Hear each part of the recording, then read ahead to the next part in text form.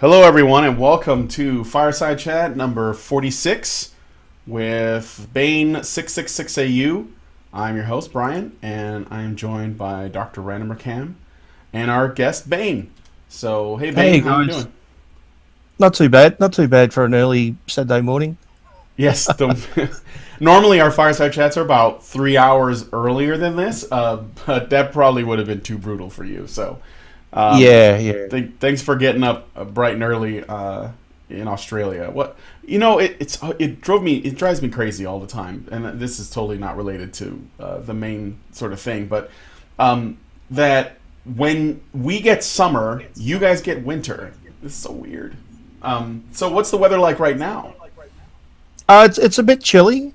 I guess in a month or two, it's going to start getting really nice. We'll still have cold mornings, but it'll be nice by afternoon.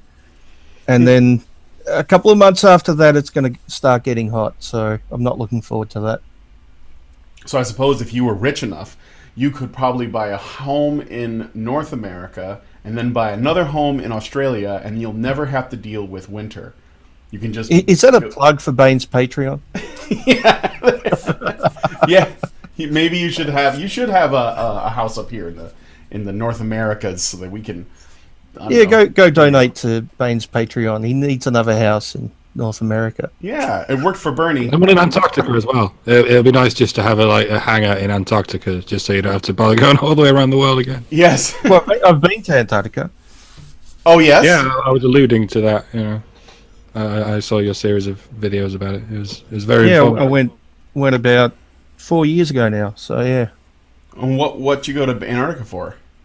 holiday, Oh, of course. this is Australian holiday. Let's Well, go I to took what's the something- harshest part of the Earth? Let's go there. Harden the fuck up, Brian. I took something like 10,000 photos. So yeah, as a photographer, a hobby that is, it's a perfect place to go to take photos. What's over there? Are there any cities? No. Lots of Nobody lives penguins. there. Yeah. There's like research stations and that with people living down there, cut off from the rest of the world. But yeah, mainly penguins. Lots of penguins, and the penguins aren't afraid of people either. They walk right up to you. That's funny. Well, they've got no natural land predators, so Yeah. they don't have any fear of other creatures. So they just walk straight up. So there are no predators. It's just penguins.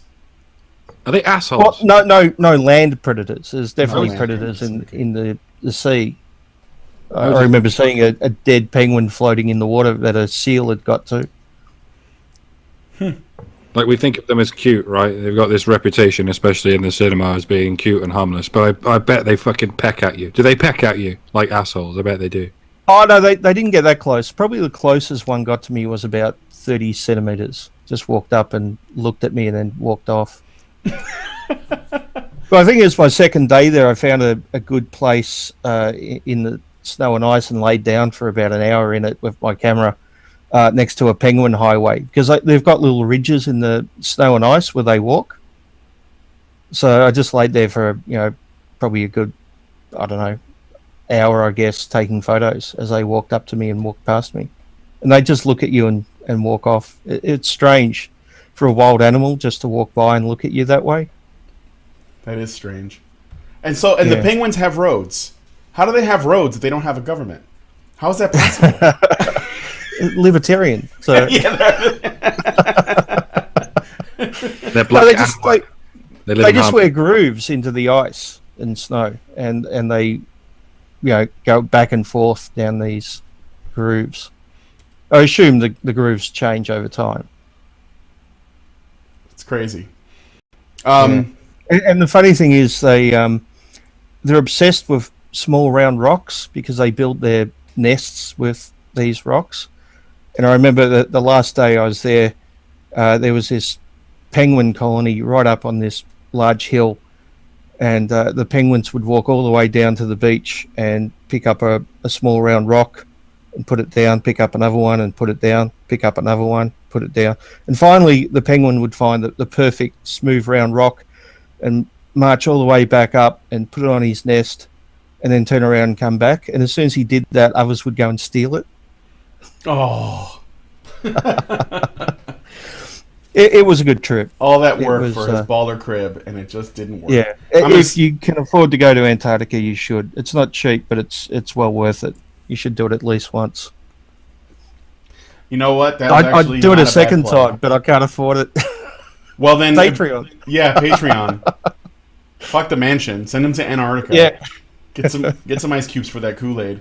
Yeah, it's absolutely beautiful. It's easily the most beautiful place I've ever seen. The weather there was good at one point, and the water was perfectly still, so it was like a mirror, and reflecting the mountains covered in snow and the clear sky. Absolutely breathtaking. I'll send you some of my videos. So yeah, because I've got some photos. Nice. So let me ask you a question. Speaking of Kool-Aid, why did the Kool-Aid freeze while you were in? Well, it has got ice cubes in it. It just had more ice cubes than normal. So, but I did have a big woolly coat on, so it kept the Kool-Aid a little bit warm. So, I bet you would need one. Can you totally would. I can't even imagine being such a harsh environment. But I guess maybe it's not so bad. Well, when I went up on deck on the boat, I wouldn't put on all my gear, and if I was up there for half an hour or something taking photos, and then I'd come in, my face and hands would burn from the sudden, heat. You'd get like a burning sensation. Mm-hmm. Just coming in from the cold. Yeah. How cold did it get? Do you know what the temperature was? Oh, I'm not sure. We were there during summer, but it was still bloody cold. Oh yeah. No. I don't know if that, whatever Antarctica considers summer. So I know that they have. What was that? You can't go during winter because it's just too icy for the ship. Yeah. Yeah, that's like the isn't that where March of the Penguins, that documentary, was filmed? Was in Antarctica, and that's that crazy harsh winters where a large number of the penguins don't even live, and they basically just have to endure it. So. Yeah, I wouldn't really want to be there during winter. Yeah, no.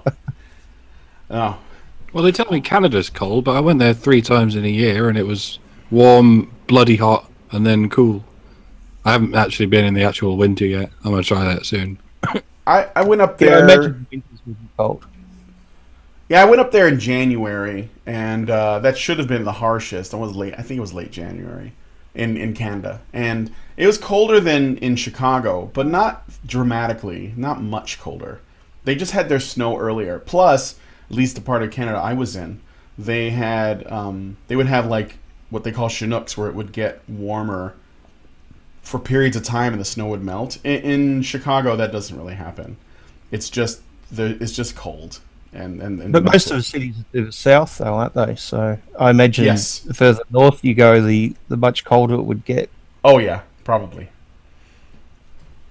But anyway, so speaking of Kool-Aid, why the poison Kool-Aid? Why did you go with that as your Well, it's a warning against drinking the poison Kool-Aid or swallowing a toxic ideology without question. Mm-hmm. It comes from the Jim Jones Jonestown massacre, the term poison Kool-Aid.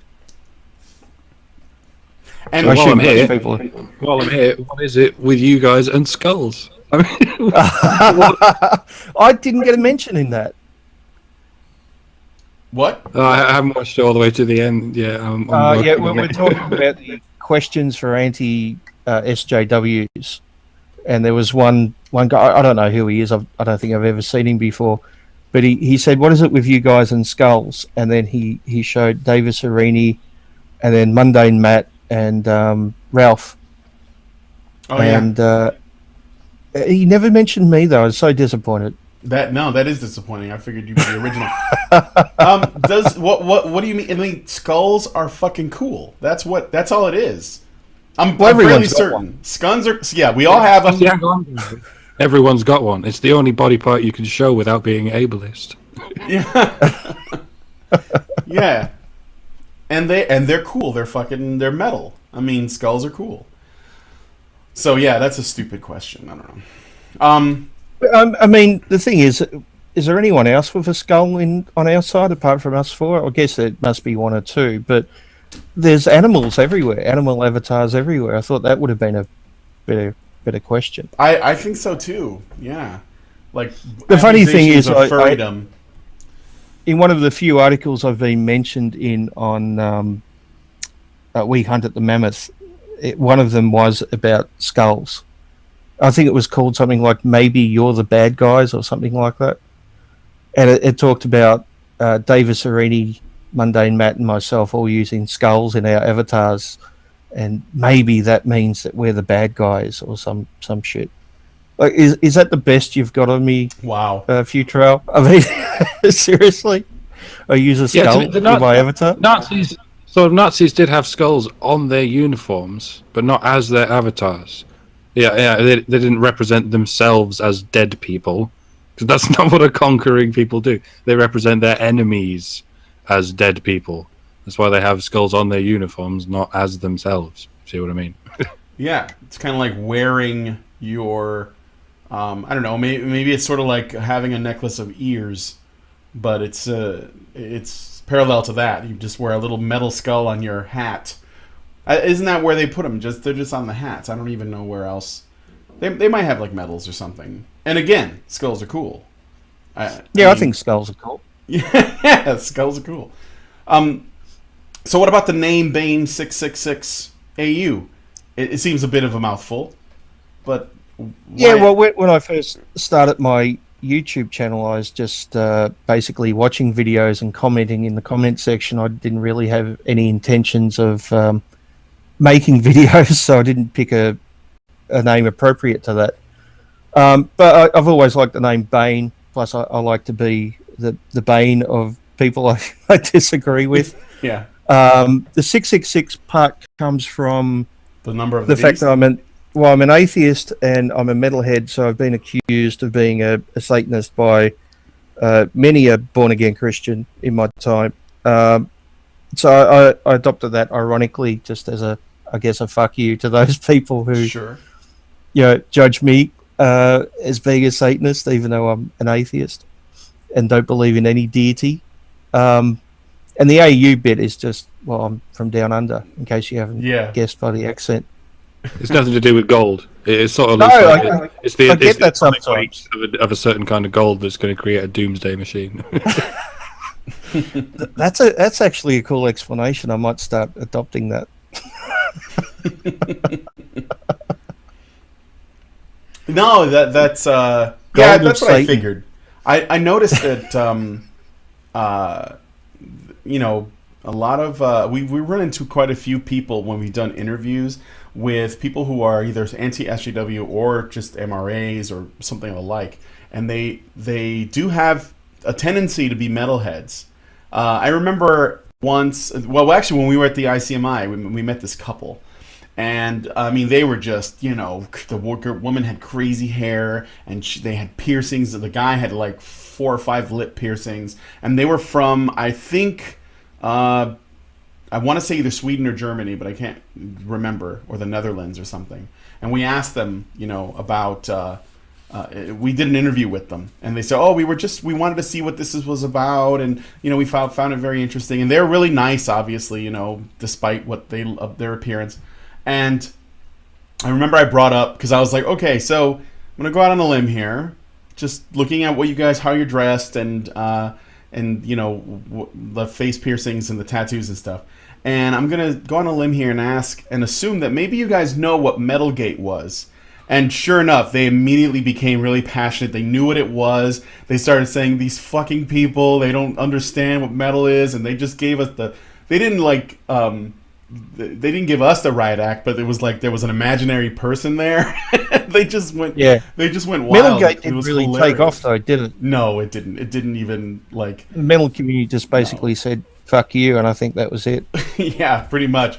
Yeah, don't even think about it. Keep walking, sunshine. I've always found the metal community, at least here, to be very friendly and open-minded, and Oh yeah, they're totally like some of the most dare I say, progressive people that I've ever known in my life, and I don't mean in the same way that SJWs claim to be. I mean like in a real way, where if I present like an idea, like the radical notion of men's rights, then they actually become pretty open to listening to that, and they immediately understand it, and they're usually a lot smarter than you think too.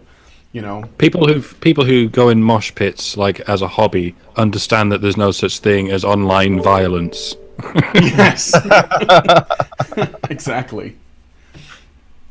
But also, I think we're used to being judged by our appearance, so I think maybe that makes us a little bit more open-minded and not so willing to judge other people automatically.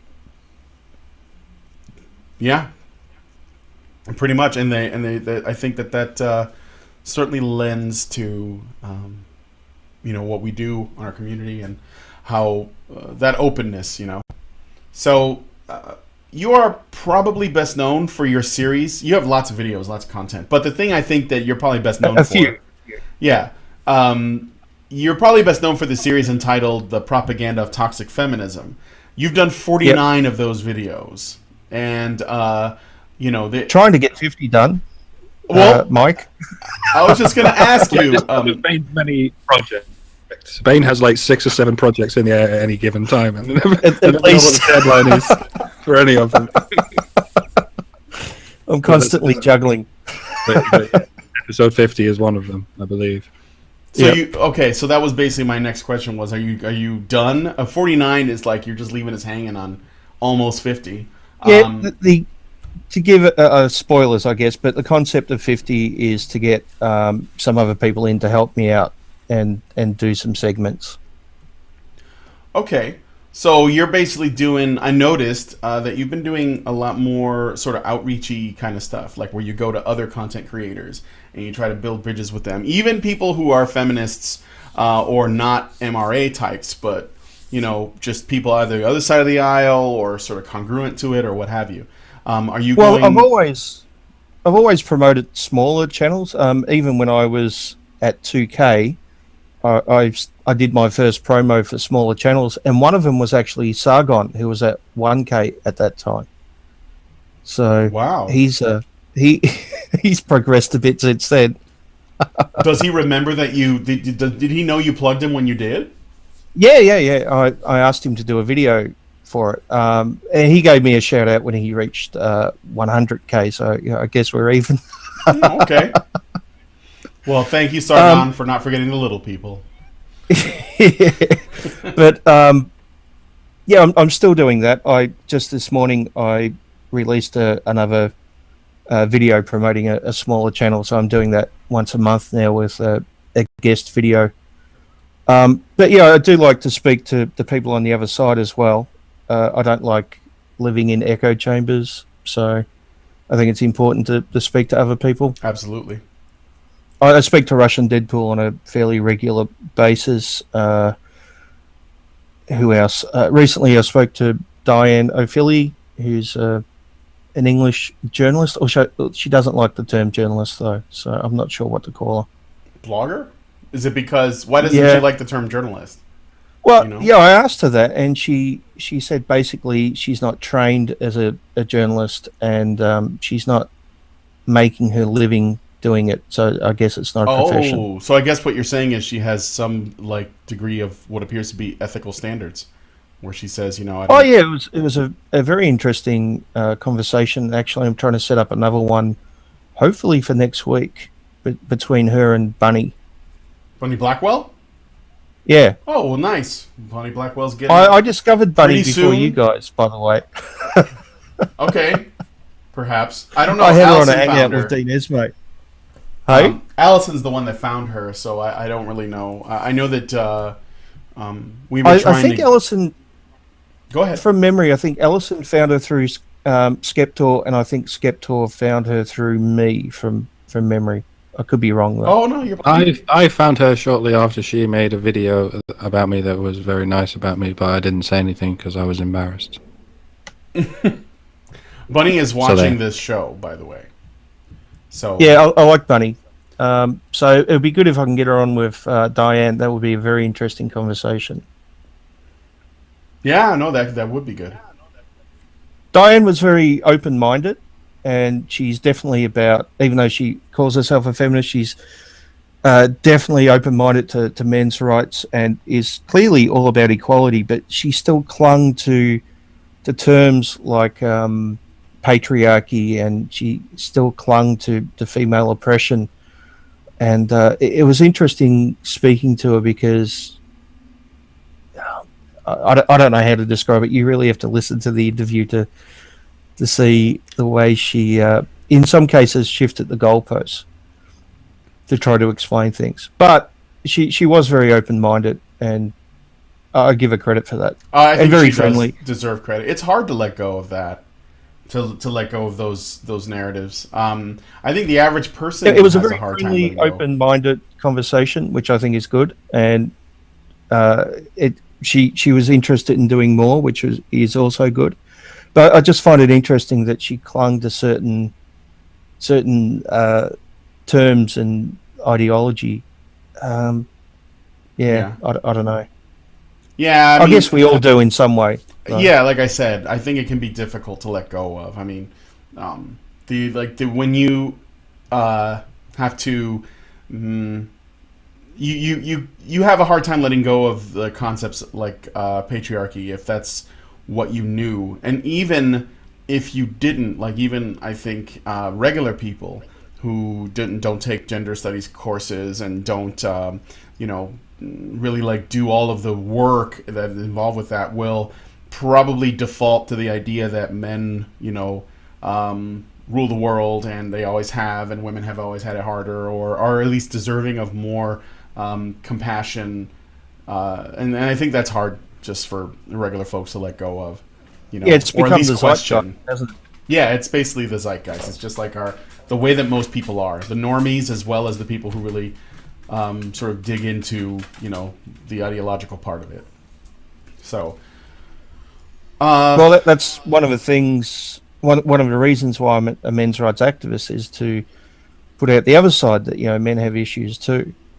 Yeah, and again, that can be very hard for people to make peace with. And I remember when I first got exposed, and actually that was my next question to you. So when I first got exposed to this as a concept, it kind of was a snowball effect. Like first, I learned about the grass eater movement in Japan, and then.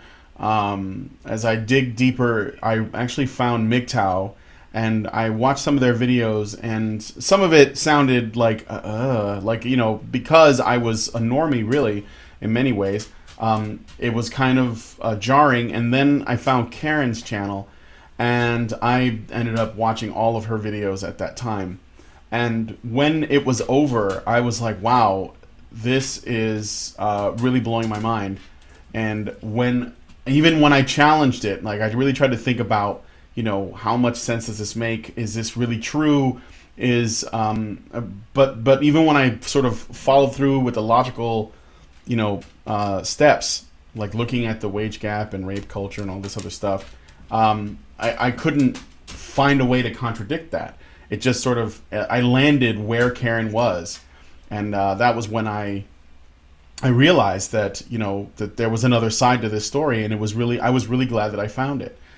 So I was wondering how did you find it? Like, what was your journey? Because I guess you started off doing. Did you start off doing atheist stuff, or at least more from that perspective, and then you found yourself doing this? Or what? I guess we can go back way before even then. I guess in a sense I've always been a bit of an MRA. I think I was about 10 when I discovered two concepts which didn't seem to go together in my 10-year-old mind. One was that men and women are equal, and the other one was when a ship sinks, it's women and children first. Mm-hmm. And I always thought, well, if men and women are equal, why do the women get to be saved before the men? That didn't make sense to me at 10. And yeah, I think as a little kid I was the same way, and then you sort of like get untaught that stuff. For whatever reason. Well, as I got older, I noticed that whenever I saw a movie which had someone who was cheating on their partner, if it was a male, they did it just because they wanted sex.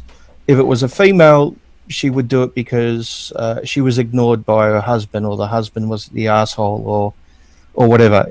So I noticed things like that, where there was a double standard between the way we saw masculine and feminine. Mm-hmm. So when I got onto YouTube, I was mainly leaving comments in atheist videos and watching atheist videos, and also debunking some conspiracy stuff as well. And then Elevator Gate happened, and then which was a bit of a crossover between the atheist community and the men's rights community. And then we got what's her name? Atheism Plus, of course. Yeah, Rebecca Watson. Yeah, guys, and word to the wise guys, don't do that. Now known as Atheism Divided. So that really, I guess, opened a whole new online world for me. And then Big Red happened, and I guess that was the final straw. So my very first video was about Big Red. All right. It was like our red wedding, wasn't it? Well, that's actually my most viewed video, I think, still to this day. It's only like a short 5-minute video. I actually found her YouTube channel, and I found some videos where she was arguing with a preacher who was at a gay pride event, and she was saying, you have no right to turn up here and protest this and interfere. And I thought, this is a bit contradictory, considering that's exactly what she did at a men's rights event. So I thought I'd point out the hypocrisy. That's yeah. Well, I guess when you're an SJW, it's one of those things where, well, obviously, I can do these things, whereas you can't because you have privilege. That's where that comes in, right? Women need the voice. Gays need protecting. The Christians, they don't, because they have privilege. Is what I would assume that's the logic anyway. I don't even know if she would have thought about it that far. I think it was just, I agree with these people, I disagree with the others, therefore I can do what I want. Yeah, that's probably the case. Yeah. Why did you switch from your computer voice to your real voice? I guess I wanted to start doing Hangouts, plus people were complaining about the computer voice so much. I thought, yeah, maybe it's time I switched. I actually tried to switch earlier, but I found it difficult to go from one to the other, because I was used to a certain production style. It was easier to use the computer voice, but I've since adapted. Yeah. So I think at 4K I started fooling around with using my real voice, but it was slowing me down too much, so I went back. Do you remember? Go ahead. But my voice actually appeared in some of my early videos. If Yes. you watch some of the comedy stuff I do. Yeah, like if you look at the old stuff, you do use your regular voice. Yeah. Do you remember, the YouTuber? He hasn't been around in forever. Razor Blade Candy. Yeah, I know Razorblade. And he also used the robot voice because he had I guess he had a problem with speaking, like he couldn't talk, and so he had to use the robot voice. And yeah, in the 100K shout out that Sargon gave me, he actually mixed confused you myself for up with RBK. Yeah, it said he actually uses a computerized voice because he can't speak.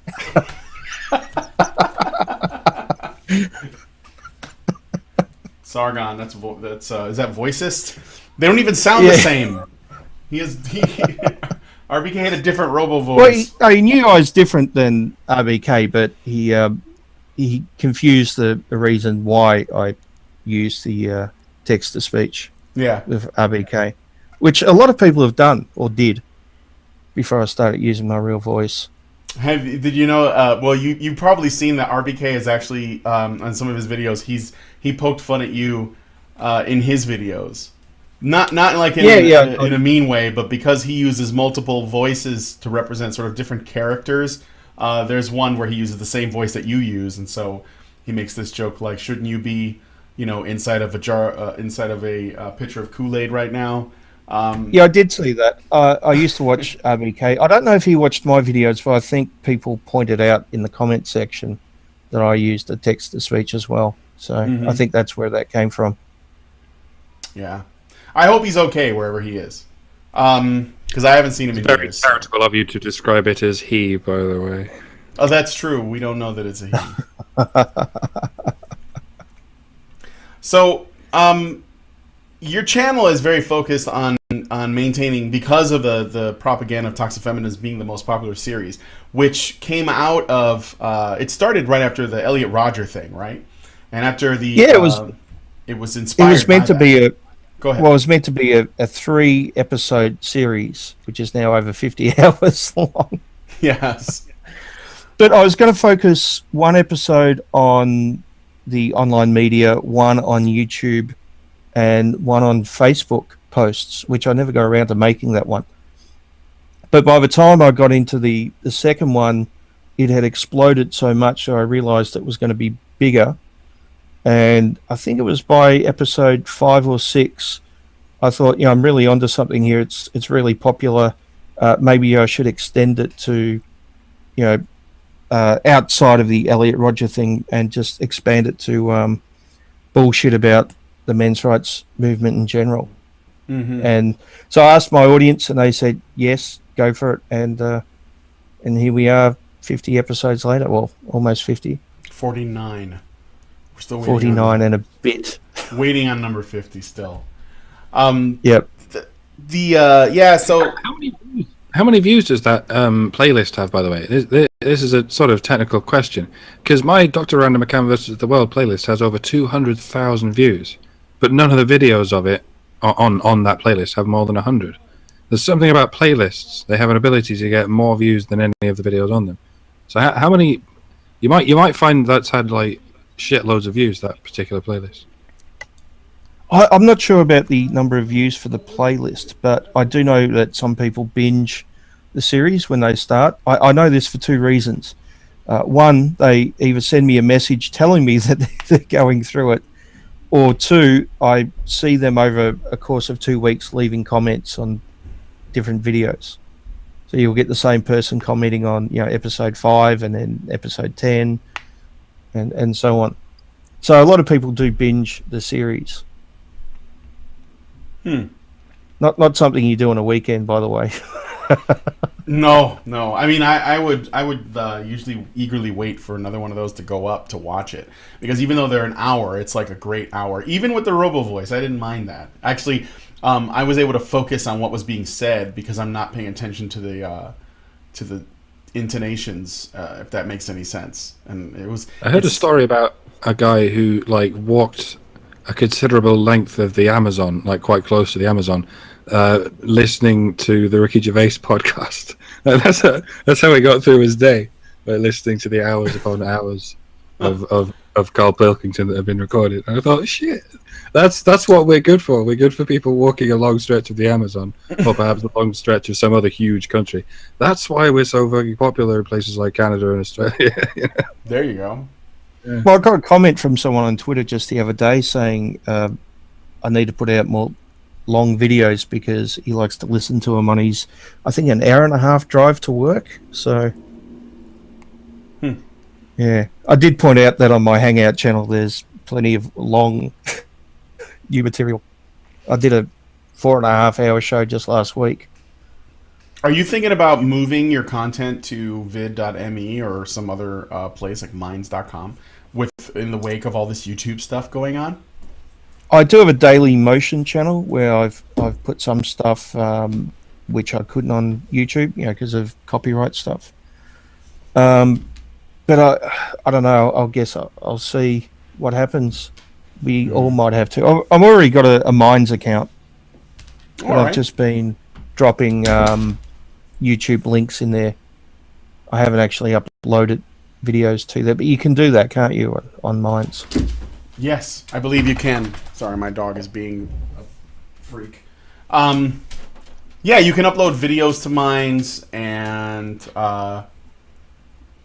it's I wouldn't say it's a replacement for Vid, but it's just like more places to put your stuff. We're going to be putting our Badger Bites, like our compressed Honey Badger videos, on our Minds account, because we have one too. So, Yeah, see, the thing is, a lot of my videos take a fucking long time to upload as is. So I tend to do it overnight. So if I had to upload it to a second place, it's annoying.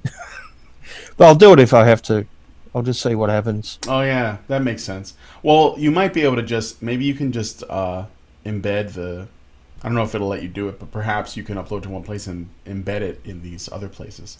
That's another way. But unfortunately, if something happens to YouTube, like this new YouTube Heroes comes and people use it to get rid of anybody whose opinions they don't want to hear, we're going to need some backup. Because I'm guessing that I totally agree. To go. But I've got to wonder if the Heroes thing will take off. It's had such a bad backlash. Yeah, absolutely. They had to change. Didn't they have to change the original video so that it was less hate-inducing, if I remember correctly? So I'm just hoping it will die in the ass before it gets anywhere. Yeah, absolutely. You know, I wanted to ask I know this is like digging up very old stories, but since your series on the propaganda of toxic feminism came out of the Elliot Rodgers shooting, the Elliot Rodgers shooting itself was actually used as a political tool by feminists, SJWs, and general it's still being used. It's still being used, yeah. No, you guys are even referring to it as the Elliot Rodgers shooting. 3 men were stabbed to death, yet we still call it a shooting because 2 women were shot. We even do it ourselves. We can't help it, you know. But when we talk about the zeitgeist, it's become the normal zeitgeist that Elliot Rodger was an MRA. Mm-hmm. Even though there's never been any evidence presented whatsoever. The closest they can get is he was subbed to, I think, 3 or 4 pickup artist channels on YouTube, and his arguments supposedly sound like men's rights arguments, even though they don't. Right. Well, that's mainly because of the straw man that was built up by feminists about what MRAs talk about, basically. Yeah, exactly. But then, like, when we looked at what happened in his life and stuff, and the things that could have contributed to the moment that he decided to go on this killing spree, or make an attempt, he didn't get as far as he had hoped. Doesn't that, like, I thought about it, and I thought, the people who could have helped Elliot Rodger, or people like him, because he was clearly a young man who had problems and was suffering. Like, he had I believe that his father had separated from his biological mother, and she was left in another country while he had to live with his biological father and a stepmother in the States. And the stepmother was really abusive to him, and she did not like him. She would often compare him to her biological child, who she had with his father. And basically, he just, he just had a lot of problems. And then his actual biological father, because he was like a producer or director or somebody involved in the entertainment industry, he was always away. He wasn't around because he was very busy. And so Elliot didn't have those people in his life, and no one took his problems seriously enough or even considered them to try to, like, do anything about it. And so in many ways, he is an example of why men's rights is necessary, at least in my opinion. Does that make sense? Have you given that thought at all, or? Yeah, I think it's a lot more than that. I think that he was probably privileged in the way of his parents having a lot of money, but not privileged in the sense that he got validation or attention from his family. So I have to wonder if they just replaced love with belongings and things like that. And I guess what he did was, in a very sick way, a cry for help. Yeah, I don't know if the men's rights movement would have helped him in any way. Maybe a little bit of MGTOW if he didn't see female validation as so important, then maybe. I don't know. Yeah, I mean, I guess maybe and not. Supposedly he had mental issues as well. I don't know how accurate a lot of that is. But it's a complex issue. Mm-hmm. Well, it's difficult to separate not getting attention from your family from mental health issues, because one sort of inevitably follows the other, you know. Yeah. Or at least amplifies the other. So, because your channel is very focused on keeping clarity within the MRM, do you have any issue with people muddling that? Do you have any opponents that you have to deal with? You mean just about every feminist in the media? But do they come after you specifically? I mean, do you have any issues with that? Or people on the other side tend to leave me alone. I've had a couple of articles from Dave Futrell about me, but nothing really serious. I had that. What's the fitness guy? I can't think of his name. Fitness guy? Yeah, some fitness guy who wrote an anti-MRA article for Time magazine. James Fell, I think his name is. I did a video about some bullshit he wrote about the men's rights movement, and someone posted it to him on Facebook, and he said he didn't have time to go through it, but he then tried to hunt me down, and he found some guy in Queensland called Bane666 on a dating site. I've never been to Queensland, by the way, so it wasn't me, but they found a photo of this guy and they were making fun of him, the way he looked, and and all the rest of the shit. So I found it funny that he had time to try to hunt me down, but he didn't have time to actually watch my video and deal with the criticism that I brought up. Mm-hmm. Yeah. And I had another article. God, I can't think of the guy's name. He wrote some article on his blog after I left a comment about the Mad Max thing. Aaron, is it Aaron Clary? Well, that's the guy who wrote I think that's the guy who wrote the Mad Max article, but he was from the... it wasn't. It wasn't his article. It was someone else claiming that MRAs would be pissed off over the... what was the Marvel TV series a year ago? Was it Jessica Jones? Oh, you're talking about... It was either Jessica Jones or... Agent Carter, probably Jessica Jones. That was the one that was on Netflix. It was Jessica Jones. Yeah. But I left a comment saying I thought it was a great series. We don't have an issue with it. We don't have an issue of strong women. I mean, Karen's a strong woman. If we had an issue of strong women, why would she be the most popular MRA? Yeah. So he wrote an entire article, and he called me a misogynist. He said, watching his videos, you can clearly see that he's a misogynist, but he never gave any examples of why I was a misogynist. And then he spent like the next paragraph attacking my name and going on about not using my real name and showing my face and being a coward and shit. Yeah, which had nothing to do with anything I've ever said, of course. It was just a derailment, a distraction. Yeah. And then he went on to say how MRAs want Mexican brides because they're easier to control or some shit. What? I have no idea. Did he really say that?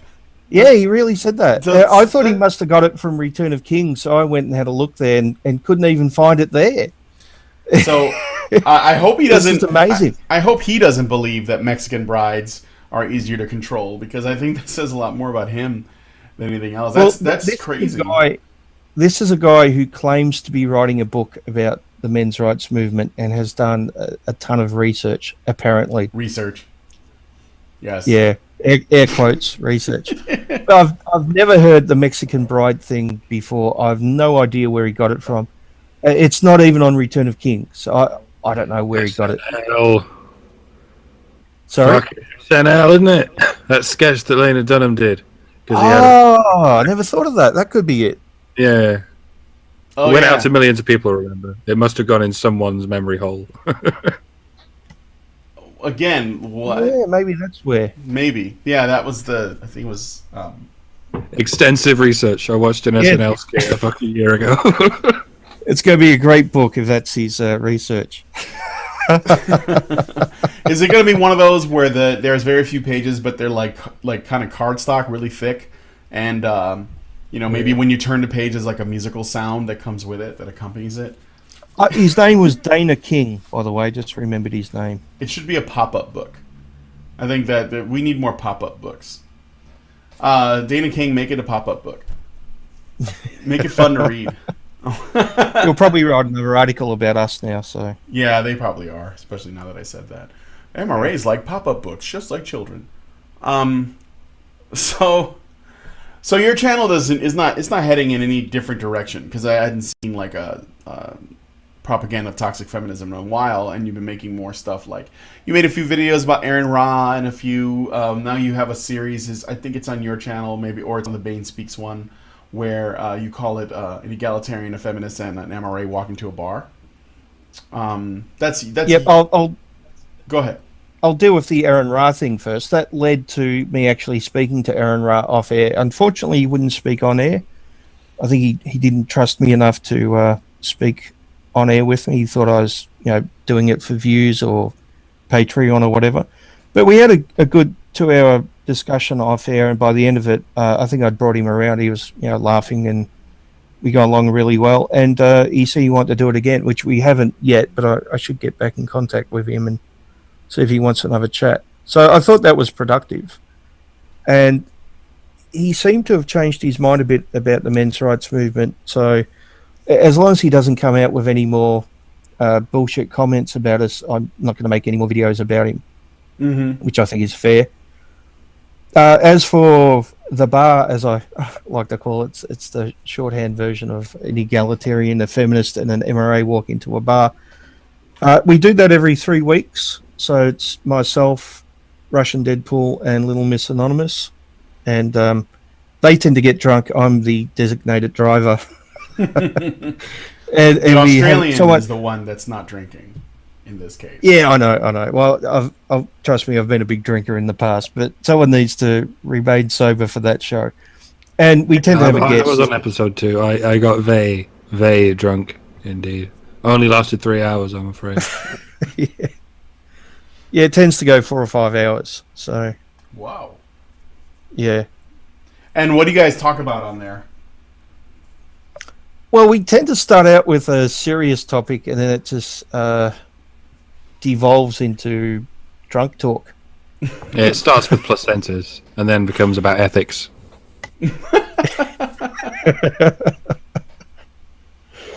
So it's part of it's I guess meeting in the middle ground and talking to people on the other side, but it's also having a good time and letting your hair down. Yeah. Well, that's good. Semi-serious, party. Yeah. And a lot of fun, basically. Well, that's good. That's good. Have you, in your sort of discussions with people, you did mention that when you talked to Aaron Ra, it probably started off a bit hostile, but by the end of it, you guys were laughing and joking. He did seem very dismissive at the start, which I don't blame him. He didn't really know me. Sure. I just made a video series about him, so but I think he thought a lot of my arguments would be different than what they were, and he started saying things like, men and women should be given equal opportunity when it comes to jobs. And I said, yeah, I agree 100%, as long as they can do the job. And he said, yeah, of course, it's obvious. And I said, well, there's a lot of feminists who would disagree with you and are trying to push women who can't do the job into, being firefighters or whatever. Mm-hmm. I mean, if you can pass the requirement, I got no problem with you being a firefighter, but there's been cases where they haven't passed the requirements and they've still got the job because of quotas. Yeah. And I brought that up, and he said, well, I haven't heard of that, but if that's true, I agree with you. And it went on like that, where we tended to agree on a lot of things. And yeah, by the end of it, we're on friendly terms. So I take that as a win. Oh, absolutely. And do you think, have you been able to do that to anyone else, like affecting people's opinions of maybe, if not around men's issues themselves, at least around, like specific MRAs like yourself? I think it was about 2 years ago. Someone challenged me to a debate. It wasn't a live debate, but a back and forth video response debate. Mm-hmm. And he went first, and then I made my response, and then he made his response, and I made my second response. And about an hour after that, he left a comment saying that I'd won and that he had to go on a very long walk to reevaluate his opinions. Is that back when wasn't there a time where you could make a response video on YouTube and it'll actually like put in the description like like a small embedded version of the original video, or it was like below it? Do you remember that? I think it was after. Yeah, I remember that. I think it was after that all went bye-bye. But yeah, he just had a lot of misconceptions, and I broke down those misconceptions and proved them wrong. He believed in the whole Elliot Rodger thing and the rest of it. So I just broke them down bit by bit, and I guess he couldn't refute what I said. Yeah. So I think I've had some success in things like that. How important do you think, or how important do you think advocacy is? Which is what most of us on YouTube do, where we basically discuss the issues and try to bring attention to them. Or do you think that there should be or could be more brick and mortar solutions happening in the real world when it comes to men's problems? Well, I think both. I think you don't get societal change without people being aware of the issues. A lot of people don't realize the issues that affect men, like the sentencing gap. How many people know about the sentencing gap? Not many. No, not many. They don't know. There's often a lot of this stuff is just invisible to people, and when you bring it up to them, they can get pretty. I don't want to say defensive, but it can actually really bug them to know that that's the case. If that makes any sense. Suddenly, activism goes from a good word to a bad word. Nay, even advocacy goes from a good word to a bad word. If all of a sudden you advocate that thing. Yeah. So basically, you can't get political change or legal change or societal change unless people are aware of the issues. So I guess the starting point is what we're doing, which is talking about the issues and spreading awareness. Mm-hmm. But it does need to go hand in hand with real world solutions as well. Obviously, if you talk about male victims of domestic abuse, it's great to spread awareness, but unless there is actual services to help men as well, then it's only half the solution, isn't it? Yes.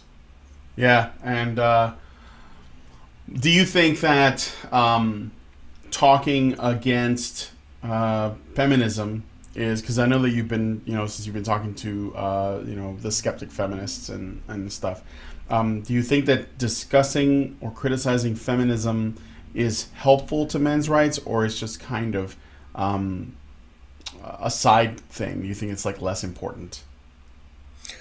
I think it's both necessary, but also sometimes harmful. I think it's necessary because they're the ones controlling the narrative and often standing in our way.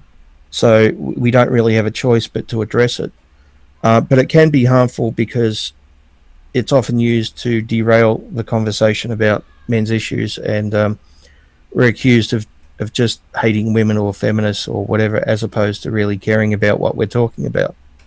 So it's a double-edged sword in that way. So you're saying that if people are spending too much time, like say, there are people who are not MRAs, they're just anti-feminists, or they're just sort of, maybe they just call themselves rationalists, and they just make content that's against feminism. And you're saying that because they do that so much, and even MRAs do this too, I'm not saying they don't, but like Karen, for example, she considers herself an anti-feminist first and an MRA second. So she's more interested in attacking in feminism. because she thinks that if that doesn't get torn down, then men's rights can't happen. But and I would agree with her. I would agree with her 100%. The side effect of that, though, is that it's used as an excuse to derail discussions about men's rights.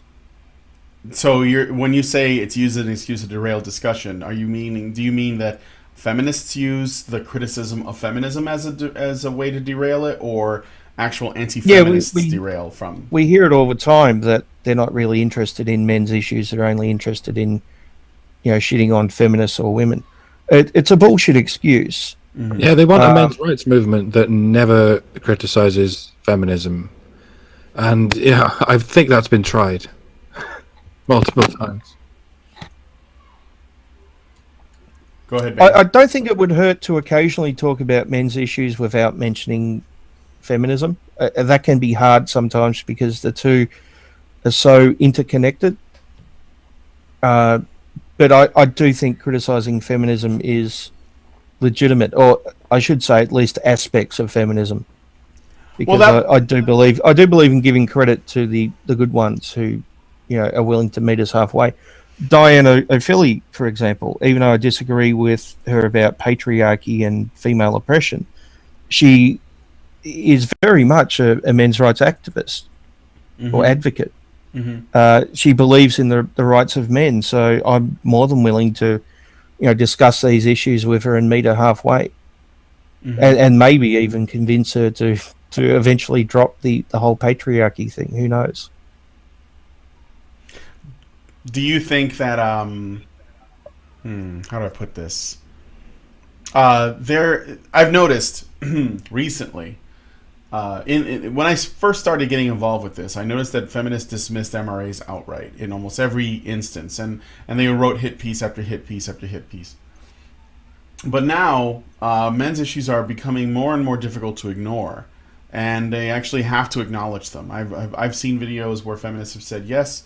And they've been on the. This is not just on YouTube, but like on the news, on cable news, on the Young Turks, whatever, where they will say, "Yes, we are aware of things like the sentencing gap, things like male fatherlessness, male homelessness, male suicide, and the things like conscription, and so on, male disposability." I agree with you 100%.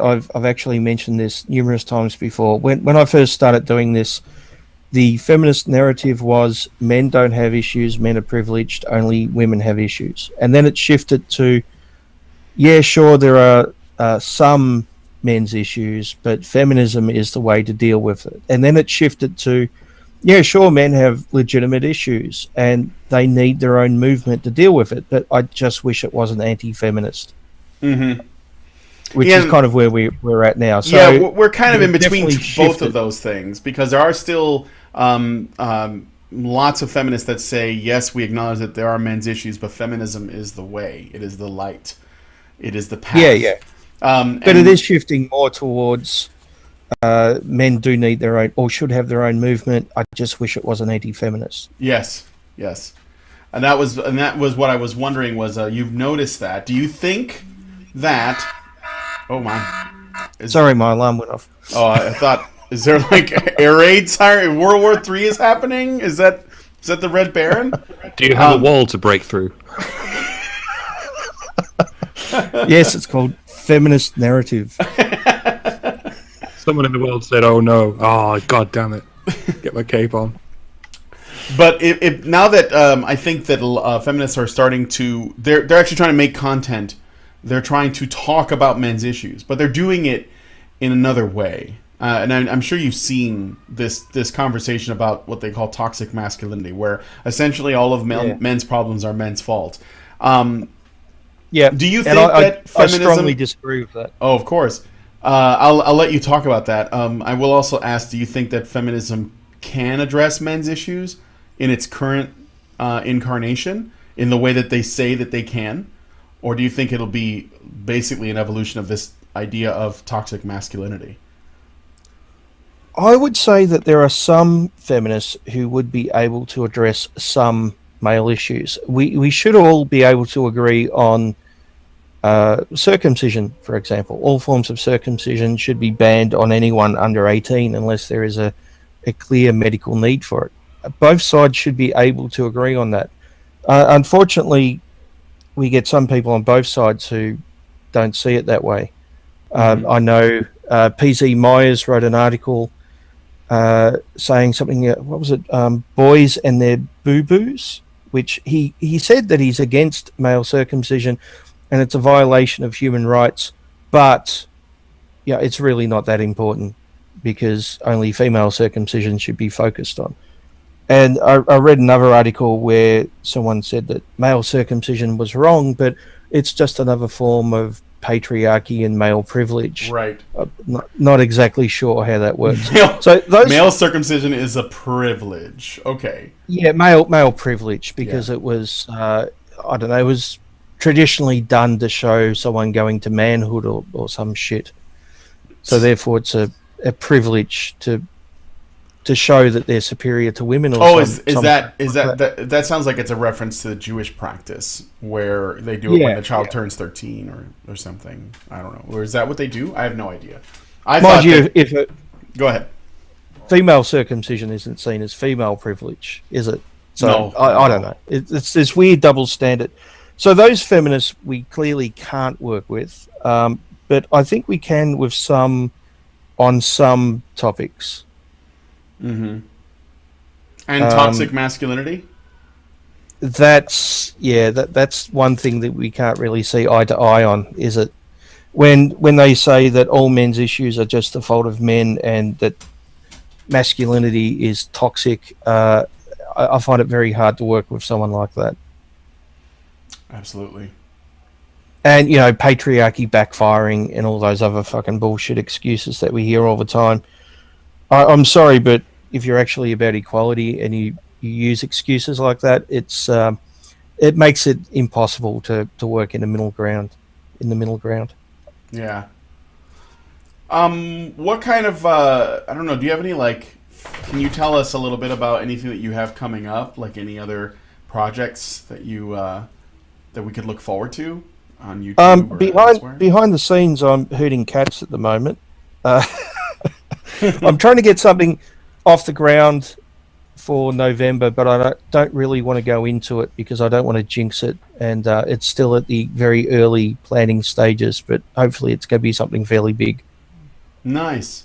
Are you planning on seeing I'm assuming you've heard of The Red Pill, the documentary by Cassie J. It's supposed to be premiering. It premieres next week, and I think it'll be everywhere shortly after that. Are you going to try and get your hands on it? Yeah, I definitely want to see it, so it should be good. I'm looking forward to it. You weren't, by any chance, one of the people that was interviewed for it, were you? No, probably not. I don't know. No. Yeah, that's too bad. Well, I'm a little bit far away. I guess we could have done it over the internet, but I wasn't using my voice at the time. So. Yes, that's true. All right. Well, do you have anything that? Another one. Who are your favorite MRA or anti-feminists or anti-SJW YouTubers? Yeah, a couple of them. It's a very, very long list. You have to pick them. No. And you have to throw everyone else under the bus that you don't pick. So if you pick Dr. Rhetorican, that means you don't like Spinosaurus Kin. No, I'm kidding. Or vice versa. I've always been a big fan of Mikaru. He was one of the first ones I came across. And I wish he'd make more videos, though. I love his content. I love his content, too. He's hilarious. I always enjoy Doc's videos, Karen's videos, of course. Mm-hmm. Alison, when she used to make videos, I know she mainly does honey badgers now, but a lot of her videos were pretty good too. Yeah, Alison's got a video coming. It may come out this weekend, so she has one, but she doesn't. What's going to happen? What? As soon as we get off air, I'm going to think of about 10 people I should have mentioned. But Bane speaks. It always happens. Bane speaks. That guy's got a great channel. Right. Yeah, he does. I think you've been on some of the hangouts he does, haven't you, Doc? At least a couple. Yeah, I swear there's loads of people I met on your last New Year's hangout that I just don't remember. Is that the one where you ran for? Is that the one where you ran it for 6 hours and you basically had like over 50 people on? Yeah, and the first 2 hours got chewed up like a cassette tape. Like that often happens with our hangouts, but then it gets righted after an hour or so. It goes, okay, there's the whole thing. But this one got chewed up, and it's been chewed up ever since, right? Yeah, unfortunately, I think it's the first hour and 40 minutes, which had Sargon and Teal Deer on together. I think that might be the first time on the internet. Yeah, the first time they met, and it's been chewed up. Oh, that was like one of the best sort of meetings of. That was like a who's who, wasn't it? Oh. Yeah, well, I may be planning a similar thing late November, but I have to say I've got other things to sort out first. But I was thinking maybe this time a 24-hour one around the globe on lots of different channels. But I need other people to host. I can't host it myself for that long, obviously. You can't stay awake for 24 hours? I thought you were a man. I don't mind doing 6. I don't mind doing 6 hours, but I need other people around the globe to volunteer to do, other shifts, and then we need to organise a lot of people because the community's grown so much since then. It's definitely big more than 50 people. I don't think you can actually make a hangout longer than 6 hours. So you'd actually. I think 8 is the limit. I think 8 is when they cut you out. Yeah. So basically, you'd have to do, if you wanted to do like 8 hours, you could do 3 different videos back to back on 3 different people's channels. So probably what would be easier is to do 4 lots of 6, and then have a crossover at the end of each show. So one in North America, one in England, one in Israel or something, and then one in Australia, and that's the end. So we got to get Skeptical. Yeah, something like basically. Okay. At this point, it's just an idea, and I've got a lot of other things planned for November, so there hasn't been a lot of planning. But yeah, it would be good if we can get just about everyone in the community on a hangout over 24 hours. That could be fun. The last one was a lot of fun, and that was actually. Yeah, I think we need to do things like that. And this time, always be recording it. Someone be fucking Camtasia that shit while it's happening, so we don't lose it. Always a lot of people recording. A lot of people think we're not part of a community, but I think clearly we are. Yeah. Yeah, haven't you heard some people say, "Oh, it's not really a community"? Well, I think there's. Oh, go ahead, Mike. What does it mean to commune? I don't want to get AIDS piggy about this, but it relates to the word commune, and to commune means people getting together. Anywhere where people have hangouts regularly and know each other is describable, as a community. It's one of those words that's iffy. Not as iffy as problematic, but it's starting to get iffy. I think that we're just seeing iffiness in words where it's not necessarily there, which is understandable because we're surrounded by people trying to destroy the English language one word at a time. But some words can be saved. I think the word community is possibly worth saving. I think some people are scared that. I think some people are scared that community equals echo chamber. Yeah, I think so too. That's what I was thinking. Is that there's a concern that by saying I'm part of community X, it means that it's an echo chamber, even though it clearly isn't. I mean, there's always some infighting going on. I wouldn't even call it infighting, but there's always some disagreements that are happening specifically because we aren't that way. But also, I would say that a lot of the feminists are part of our community, depending on how you define community, of course. You mean like Kevin Logan? But I would consider myself in a community with Russian Deadpool, for example, and Kevin Logan, and even someone I haven't spoken to before, like Christy Winters. We're all part of the gender community, I guess you could say. It's a little bit like a school. It has goths and it has jocks and it has in-betweens, and they're all part of the same community, even if they hate each other. Yeah, and there's lots of crossover.